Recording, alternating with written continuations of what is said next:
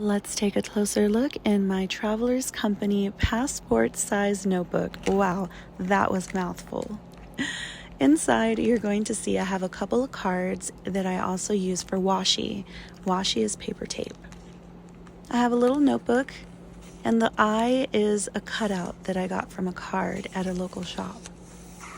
In the very back, I also added a little pocket so I could store some little things in there, because I like little things. For my reusable sticker book, I ended up replacing the cover. The original cover is from Traveler's Company, but it was pretty worn, so I like how this one came out though. I also have a place for coins or receipts and a little blotter card for my ink.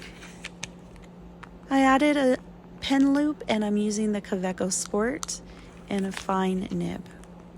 But let's go ahead and add just a little something extra.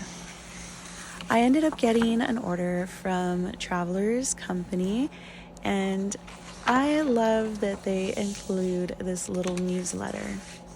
I still have a few of them and I cherish them because I don't order from their website very often. And when I do find their newsletters, I like to try to collect them.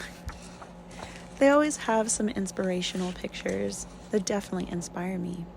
But this is what I got. The Tokyo Edition brass charms. I was super excited when they had announced that they were going to be releasing this because that little fish is called a taiyaki, and I love eating them with red bean. I also love the little cherry blossom. It's so pretty. So let's go ahead and attach it. Here's a little tip for you. You're going to grab a cord and you're going to wrap it around the cord you want to feed through the hole. Now you put the ends of that cord through and you're going to simply pull and it will pop right through.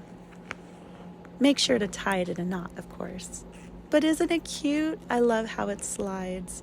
And the other charm, I simply added it to my necklace.